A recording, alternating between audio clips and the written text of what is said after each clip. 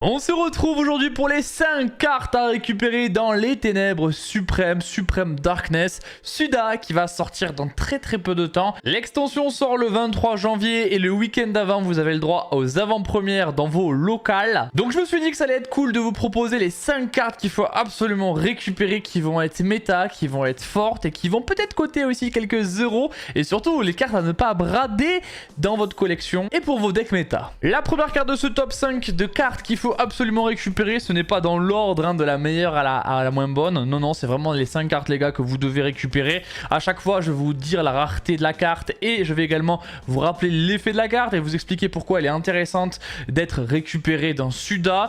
Donc, on a la première carte Eclipse Twin, le jumeau de l'éclipse. On n'a pas encore la traduction française officielle. En tout cas, c'est une carte qui déjà, on le sait, elle a été annoncée par Konami et elle a été annoncée par cette image. Et cette image, on le voit, la carte n'est pas disponible en quarter. Ça veut dire qu'elle ne sera ni en ultra ni en secret, parce que toutes les secrets et toutes les ultras sont aussi disponibles en quarter, on le sait, et vu que c'est un set qui en contient, et bien cette carte, on le sait par avance, sera soit commune, soit super rare. Donc ça veut dire quoi? Ça veut dire que la carte ne sera pas très chère à récupérer.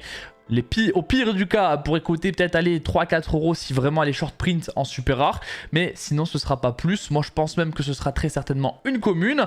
Et pourquoi cette carte, elle est intéressante à être récupérée? Eh bien, écoutez, c'est simple. C'est une X6 de rang 4. On sait qu'en ce moment, on a un deck qui domine au niveau des rangs 4, c'est Ryzeal. Et cette carte peut être vraiment très intéressante dans Ryzeal. Je vais vous expliquer pourquoi, bien évidemment. Je vous rappelle que vous pouvez mettre un pouce bleu sur la vidéo et vous abonner si c'est pas déjà fait. La carte, du coup, jumeau de l'éclipse en français, très certainement son nom. Donc elle a 2500 d'attaque, 1200 de défense, donc elle a des stats quand même assez intéressantes. Elle demande 2 monstres de niveau 4, donc c'est générique, ça peut être joué par tout type de deck qui a des niveaux 4. Ça peut être joué aussi avec juste Lacrima, Finsmith et par exemple un Fuvalos qu'on aurait en main. Ça peut être une carte qu'on pourrait faire avec de ce biais là. Est-ce que ce serait très pertinent? Je ne pense pas. Donc déjà on dit quoi? Que cette carte elle peut être invoquée par X6 en utilisant des monstres de rang 4 que l'on contrôle comme des monstres de niveau 4 comme matériel. Donc elle est assez polyvalente. Ça veut dire que si vous avez un duo drive et un body rang 4, et bien vous pouvez, au niveau 4 vous pouvez tout simplement faire une X6 avec. Donc ça c'est quand même assez intéressant, c'est qu'elle est modulable, donc c'est toujours intéressant d'avoir des cartes modulables. Elle a un effet aussi dans la battle phase où on peut détacher un matériel de la carte en coup, et cette carte elle peut faire max 2 attaques sur des monstres durant chaque battle phase ce tour. Donc elle peut taper 2 fois, elle a quand même 2005, donc elle peut vraiment gérer des bodies. Donc ça c'est quand même assez intéressant. Mais son dernier effet, je pense, est peut-être le plus intéressant, ou en tout cas celui qui pourrait être le plus utilisé, c'est que si cette carte elle est envoyée au cimetière, on peut cibler 2 autres monstres X6 de max rank 4 dans le cimetière.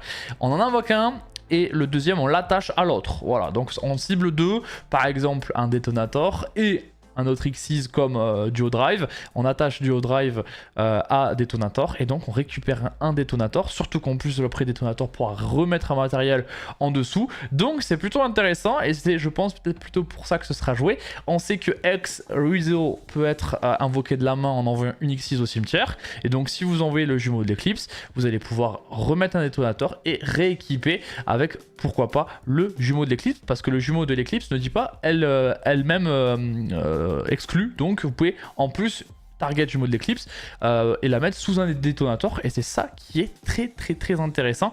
On peut utiliser cet effet qu'une fois par tour de jumeau de l'éclipse. Je pense que vous avez bien compris pourquoi cette carte est très intéressante. Elle va améliorer la stratégie Ryzeal. Est-ce qu'elle sera jouée à 1 ou 2 dans les extra decks?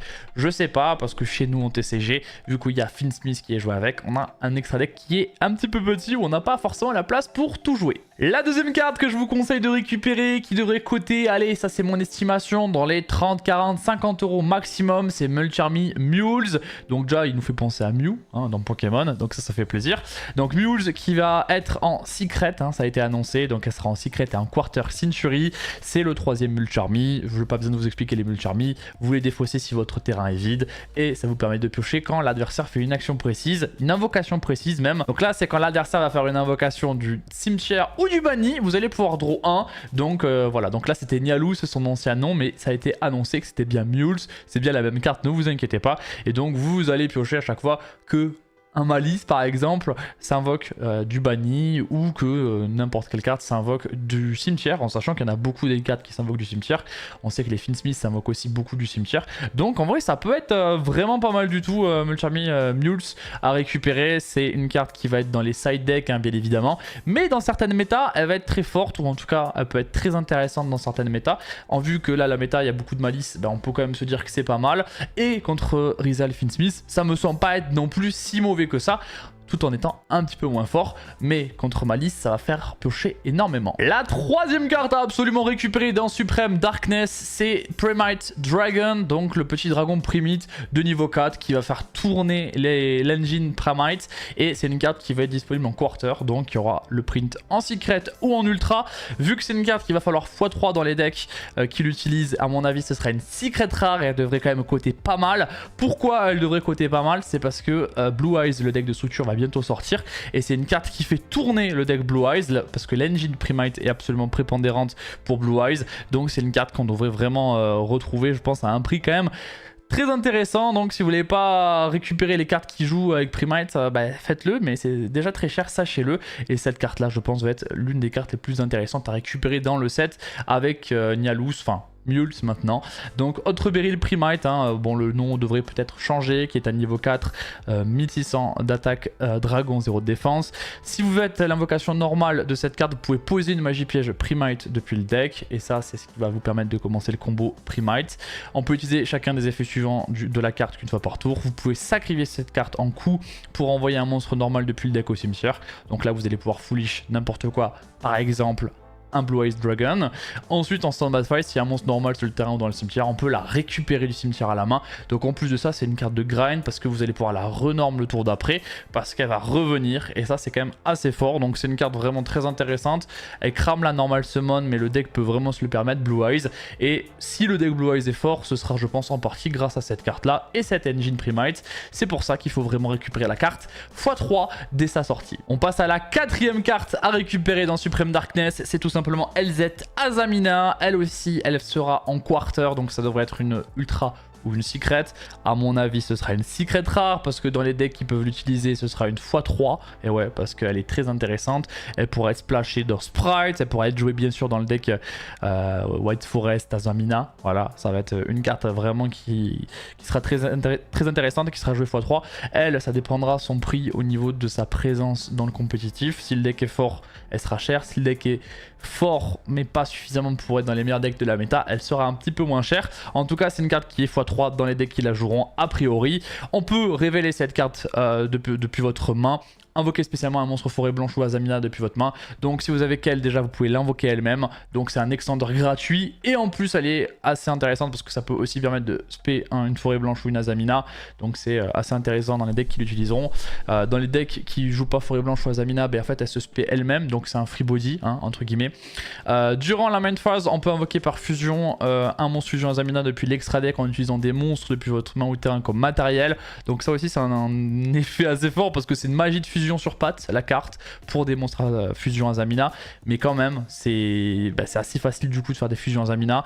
Si cette carte elle est envoyée au cimetière comme matériel synchro, on peut tuto une carte butane du PSO depuis le deck à la main. Voilà, donc en plus si vous l'utilisez en synchro, elle peut vous permettre de récupérer une carte Sinful Spoil, ce qui est toujours intéressant parce qu'on a des bonnes même si on a perdu OSS. Donc voilà, donc c'est quand même assez fort. Et pourquoi elle a cette double type synchro fusion? Parce qu'on a les forêts blanches qui sont synchro et les Azamina qui sont des fusions.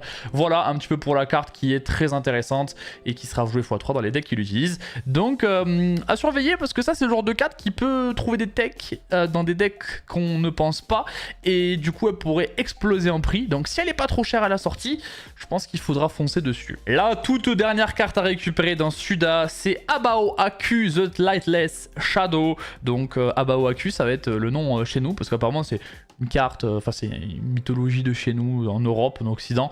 Donc voilà, c'est bien un nom qui restera a priori en TCG. La carte sera en secret et en quarter century, ça a été annoncé par Konami. Donc ça va être une carte qui va voilà, être intéressante à récupérer, mais qui sera pas si souvent que ça dans vos boosters. Donc c'est une carte qui est assez intéressante, c'est un lien 4 générique, mais qui demande quand même un démon, hein. Bon, je dis que c'est générique parce que maintenant des démons il y en a partout avec Finn Smith qui est archi présent. Elle a 2800 d'attaque, elle a des flèches qui pointent très très bien, donc ça c'est quand même une chose plutôt bonne.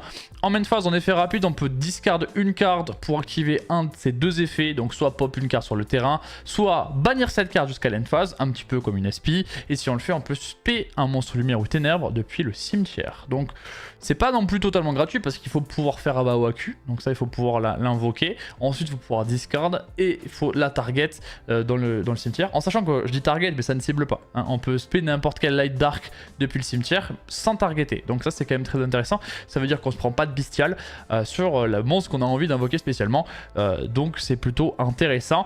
Elle a un autre effet qui lui aussi est plutôt cool. En standby phase, on peut piocher un nombre de cartes égal au nombre de types de monstres différents parmi les monstres dans le cimetière, puis placer le même nombre de cartes depuis votre main au-dessous du deck dans l'ordre de votre choix. Ça vous permet tout simplement, si vous avez 3 types de monstres, et bien de vous piocher 3, vous récupérez les cartes que vous voulez, vous remettez celles que vous voulez pas en dessous, et au final vous vous faites une main un petit peu custom. Voilà, c'est un petit peu ça qui est intéressant avec cette carte là.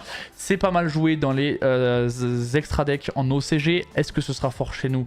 Il faut voir, ça peut être une carte très intéressante, mais peut-être utilisable que dans certains decks, surtout que les extra decks sont très limités en place. Donc faudra voir ce que ça va donner, mais si j'étais vous, si je peux récupérer la carte, je la récupérerais, parce que franchement dans la méta d'aujourd'hui, c'est pas très dur de la faire. Maintenant ça demande quand même des bodies. Voilà, on verra ce que ça vaut. En tout cas, je pense que pour une one-off, c'est toujours intéressant de la récupérer. Cette vidéo touche à sa fin, j'espère que ce top 5 vous a plu. Dites-moi si vous avez aimé le format où je vous explique un petit peu les cartes qu'il faut récupérer et que ça vous a aidé également à vous remettre un petit peu à jour avec les cartes à récupérer. C'est vraiment les 5 grosses cartes, après c'est plus des cartes d'archétype, mais là ça dépendra de la sensibilité de chacun. Je vous ai vraiment parlé des cartes les plus puissantes factuellement de Suda, surtout que Suda ce sera pas l'extension de l'année non plus, on va pas se mytho, donc dépensez pas trop d'argent dans celle-ci, il y aura de meilleures extensions à l'avenir. Voilà, je vous laisse ici, c'était Zé, à très vite, tchuss.